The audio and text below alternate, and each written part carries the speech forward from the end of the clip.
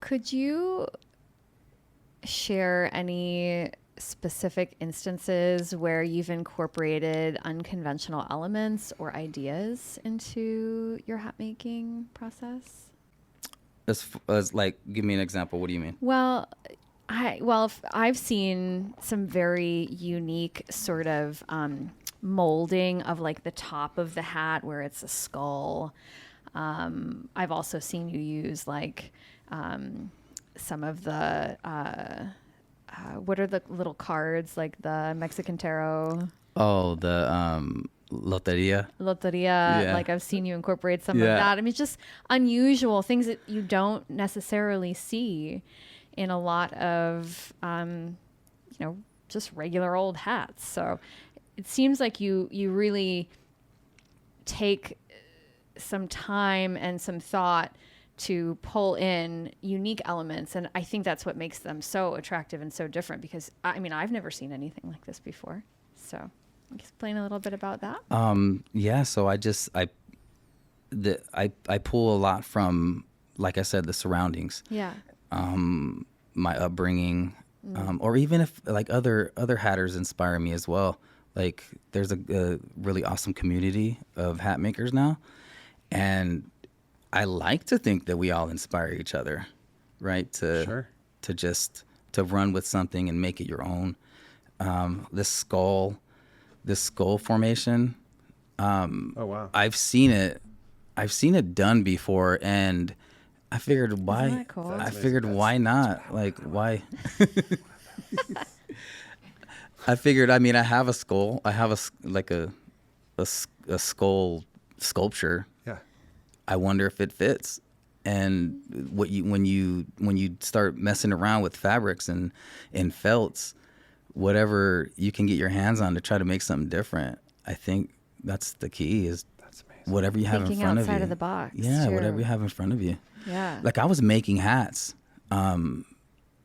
prior to yours, literally a couple weeks before yours. I was making hats with a vase. I had a big vase. I didn't have a hat block at that point. I didn't have all the necessary tools. So whatever was in front of me, I was using. So I was using a vase and an old iron. That's amazing. Yeah. So is there a name for, is it hatter? What's the name for the person that makes hats? Hat maker, hat. hatter, yeah. Okay. Like the Mad Hatter. Yeah, exactly. I just Okay. thought that there's a Except name for it. we're not all mad. Sambrero. Well, Sambrero, of course. Sambrero. Can you explain a little bit about what the branding on the inside of the hat or the rim of the hat is? Okay. So, let's see. I think, yes, this one has a great one because it's really dark where you can see it.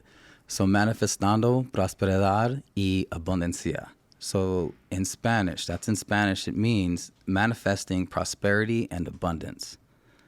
And I chose to put it on the front of the bottom of the brim, so it can be a reminder for everyone that you can manifest prosperity and abundance for your life. And it's always going to be there. Every time you wear this hat, it's going to be a reminder to you. I love that. Yes. It's like daily positive affirmations in literally that you can like just look up and see, which I think is so cool. You mentioned plant medicine. I would love to hear how the integration of plant medicine into your creative process, how that's impacted the work. So using plant medicine, I used it medicinal first. Mm-hmm. Okay. This from that medicinal use, I learned my tolerance and I learned my dosage. So it allowed me to just start creating from that space. So once again, when I empty the vessel, the plant medicine helps me do that. It helps me get me out of the way. It's like it just does this to me. Yeah. Mm-hmm. That's great. And I used it like a ritual as well, like you know, like an indigenous would. It's real ceremonial to me.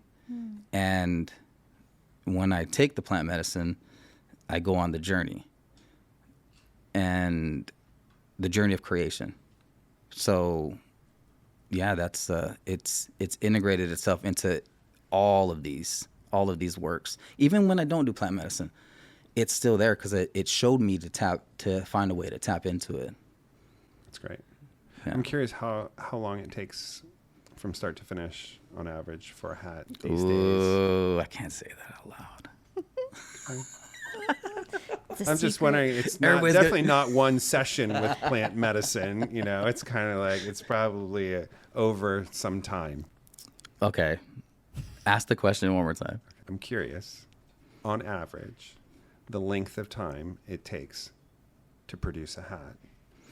Considering if plant medicine is involved at all, you know, is it, and I have no idea, and I have my guesses, but it's certainly not one session that you're Right. having with plant medicine that gets you from the start to the finish of a hat.